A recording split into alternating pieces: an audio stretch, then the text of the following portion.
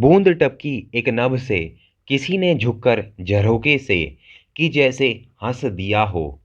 हंस रही सी आंख ने जैसे किसी को कस दिया हो। ठगा सा कोई किसी की आंखें देखे रह गया हो। उस बहुत से रूप को रोमांच रोके सह गया हो। नमस्कार, मैं लाक्षवस्त लोकबात में आपका स्वागत करता हूं। आज महान कथाकार निबंधकार अज्ञेय का जन्मदिवस है। आइए जानते हैं उनके बारे में। सच्चिदानंद हीरानंद वात्स्यायन अज्ञेय को कथा साहित्य को एक महत्वपूर्ण मोड़ देने वाले कथाकार, ललित निबंधकार, संपादक और अध्यापक के रूप में जाना जाता है।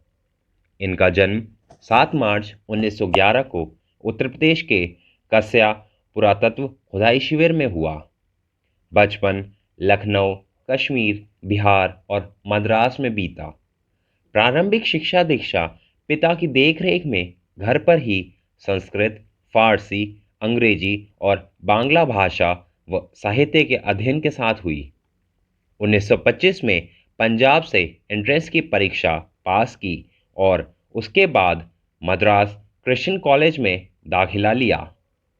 वहां से विज्ञान में इंटर की पढ़ाई पूरी कर 1927 में वे बीएससी करने के लिए लाहौर के फरमान कॉलेज के छात्र बने। 1929 में बीएससी करने के बाद एमए में उन्होंने अंग्रेजी विषय लिया, पर क्रांतिकारी गतिविधियों में हिस्सा लेने के कारण पढ़ाई पूरी न हो सकी। 1930 से 1936 तक विभिन्न जेलों में कटे। 1936-37 में सैनिक और विशाल भारत नामक पत्रिकाओं का संपादन किया। 1943 से 1946 तक ब्रिटिश सेना में रहे। इसके बाद इलाहाबाद से प्रतीक नामक पत्रिका निकाली और ऑल इंडिया रेडियो में नौकरी करी। उन्होंने देश विदेश की यात्राएं करी, जिसमें कैलिफोर्निया विश्वविद्यालय से लेकर जोधपुर विश्वविद्यालय तक में उन्होंने अध्यापन का काम किया। दिल्ली लौटकर दिनमान साप्ताहिक, नवभारत टाइम्स, अंग्रेजी पत्र वॉक और एवरीमेस जैसे प्रसिद्ध पत्र पत्रिकाओं का संपादन किया। 1980 में उन्होंने वत्सल निधि नामक एक न्यास की स्थापना की, जिसका उद्देश्य साहित्य और संस्कृति के क्षेत्र में कार्य करना था। 1964 में आंगन के पार द्वार पर उन्होंने साहित्य अकादमी का पुरस्कार प्राप्त हुआ और 1978 में कितनी नावों में कितनी बार पर उन्हें भारतीय ज्ञानपीठ पुरस्कार मिला। दिल्ली में ही 4 अप्रैल 1987 को उनकी मृत्यु हुई।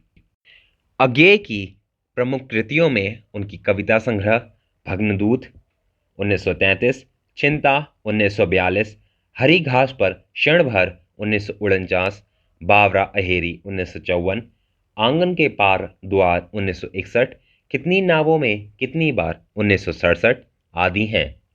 उनकी कहानियां विभदगा 1937, परंपरा 1944, कोठरी की बात 1945, शरणार्थी 1948 और उनके उपन्यास शेखर एक जीवनी, नदी के द्वीप, अपने अपने अजनबी 1961 आदि थे। ऐसी अन्य जानकारियों के लिए जुड़े रहें लोकबात के साथ।